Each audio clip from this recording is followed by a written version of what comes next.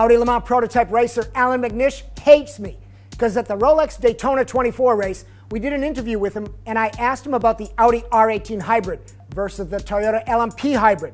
And why would Audi let Toyota steal the advanced technology thunder at Le Mans after a decade of Audi dominance? Well, that was all before the R18 launch, and Allan gave a great and polished pro-Audi answer, told us to stay tuned, and off camera called me a little prick for asking tough questions. But now all is good because Audi finally has announced the R18 e-tron Quattro. By the way, I'll be seeing the good Mr. McNish on March 9, so we may have more Shakedown video for you from that meetup. On today's Shakedown, we'll showcase the R18 and a number of other new Le Mans cars that have been launched as we head toward the March 17 Sebring 12-hour doubleheader, the starts of the American Le Mans Series and the World Endurance Championship seasons. Plus, today's Shakedown will also have a few other bits of new car race car news, like the Italian Superstars Touring Car Series. And to those of you who think the elephant in the room is the Daytona 500 fire and Twitter story, at show's end, I got a thought or two for you. But let me tease you with two hints of where I'm going. Number one, yesterday on Road Testament, the drive crew, including me, discussed the jalopnik.com article that stated Twitter had changed NASCAR forever. And host Mike Spinelli expected me to go off against that premise. But I wussed out or respected the turf of Jalopnik writer Matt Hardigree and his editorial moment. But number two, I noticed that by Thursday, no one other than Road Testament was even talking about this game-changing Twitter NASCAR thing, not even on NASCAR.com. Oh, I guess there's reason number three. The big story about Twitter taking over NASCAR, well, it got less Jalopnik.com views than the story they did about Danica during the red flag race stop looking for a toilet. Yeah, Twitter got NASCAR a new audience. Now, is the hashtag P-fetish or just hashtag P-racer?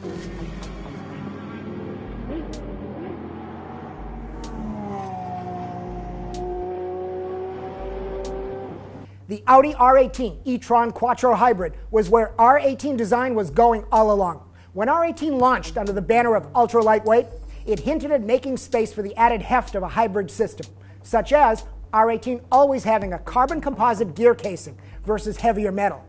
When LMP design went to front tires as wide as rears, it screamed four-wheel drive logic. And racing four-wheel drive is what an Audi should be. We've seen it before. That's the late 1980s IMSA Audi 90 GTO class car. Back to the R18 e-tron Quattro. The front axle is the hybrid system. Braking stores kinetic energy in a Williams flywheel. Porsche and Audi are all in the family. The Quattro hybrid energy can only be used above 120 kilometer, 74 miles per hour, which has me wondering why Toyota was showboating, leaving the pits on hybrid-only power. Is that run the pit lane on battery-only rule in effect for 2012 or not? When the Quattro system fires up, sparks up, the V6 TDI diesel continues to drive the rear wheels with its 510 horsepower. I've got links in the description for more details on the entire Audi R18 launch because at Sebring, we'll only see the R18 Ultra non-hybrid race. Morgan launched their LMP2 race. No, that's not it. That's the Morgan Alex Roy is buying from good friend and company owner Charles Morgan to apparently defend the city of New York from the blitz of German supercars. No, this is the Morgan LMP2, raced by Oak. And while I think Alex will be visiting Morgan in a future drive show, Charles Morgan shared with me a few tidbits. The alliance is to create a technology transfer without losing the Morgan vibe. For example, there are carbon mudguards on the three-wheeler. The Judd BMW in the Morgan LMP2 uses the same production engine block as the Morgan Aero Coupe and the Morgan Plus 8. The French market is big for Morgan sales, so this whole Le Mans thing kind of clicks. Morgan LMP2 will be at Sebring, Le Mans, and race the entire WEC season. Lola showed their LMP2 coupe via the Gulf team and their Nissan Power. The nose is new versus 2011, more rounded and looking like the Lola Toyota LMP1 design. Still waiting on the 2012 Lola LMP1 look. The Lola website is kind of unclear on what's being updated. What else? Aston Martin racing the Vantage GTE, coming to the US, racing Sebring, and the ALMS rounds at Long Beach and Laguna Seca, April 14 and May 12 respectively. Getting ready for their Le Mans GT category return. So that Corvette Aston battle is going to be back on again. Oh, and even better news. Jaguar announced the sponsorship of the removal of two chicanes at every 2012 ALMS race. Translation, the Jaguar GT team is finally dead and gone. The Jack Roush-developed Ford V6 twin-turbo EcoBoost LMP2 engine has found a home. In the tub of this radical car's chassis, 3.2 liters and ready to debut at Sebring, but it's not on the entry list yet.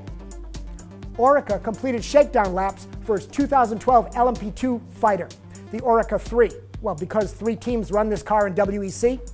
Oh, and note the holes on the top of the fenders. Oreca's not trying to save weight or be unique. This is a new ACO FIA rule to help vent air from the wheel wells to further prevent blowover car flips. This plus the fin is reaction to when a 2011 Peugeot 908 with a fin still flipped, and the 2012 fins are bigger still. So look for those fender holes on all LMP cars and note the different rules interpretations. You know, if they make those fender holes any bigger, I'm going to start confusing those LMP cars with Indy cars. And ugly travels in packs. We've all been to that ladies' night happy hour, haven't we? A series we will take a look at in 2012 is the Italian Superstar Series. 9 touring car races all around Europe, but 4 in Italy starting April 1 at Monza. Their own spec, not DTM or WTCC. But they got BMW, Mercedes, Audi, and Jaguar, Maserati Quattroporte, a Panamera ran last year, plus Chrysler 300, Cadillac CTS-V, and Chevy Lumina, which really is a Holden sold in Europe. Check the links below and click around the series site for car shots. Speaking of GM and race cars, you saw that GM picked up 7% ownership of Peugeot. Well, you know what that means. Jalopnik.com, our distribution partner for Drive, is prepping another over-the-top headline just to get views. Quote, Peugeot dumps Le Mans to race NASCAR. Okay, why am I so mean? Well, for me, it's just a hobby. But why be snarky to Jalopnik? Well, it's all about that NASCAR Twitter story, and here's my quick take. The fire drove viewership. Twitter drove the story to the public and brought viewers to the race. Maybe not a whole new crowd, maybe more NASCAR viewers. This was a Monday night with no other sports and not going up against the NBA basketball All-Star game on Sunday. So maybe that was the bigger story. Because I don't believe NASCAR just discovered Twitter. It's just that on last Monday night, no one had ever lit the track on fire with a jet engine and had drivers having the chance to chat with the audience during a race. Oh wait, we've been talking to drivers during a race for years. Remember all the way back to 1986 in the Indy 500? Even way back then, we had driver interaction. Some TV announcer asked Kevin Kogan, who was leading the 500, asked him during a yellow flag with 2 laps to go, what he was going to do on the restart with a very fast Bobby Rahal right on his tail. The Kogan answer, hey, I'm a little busy right now. Cool. Except if it was today, fans would expect Kogan to Twitter his entire green flag plan, his feelings, and a picture of his foot hitting the gas pedal. Oh, and Rahal won the race. So this weekend, F1 testing continues and the first race for the Aussie V8 Supercars. Tune in to Shakedown on Monday for all of that. You know what? And tune in to Drive every goddamn day. Later.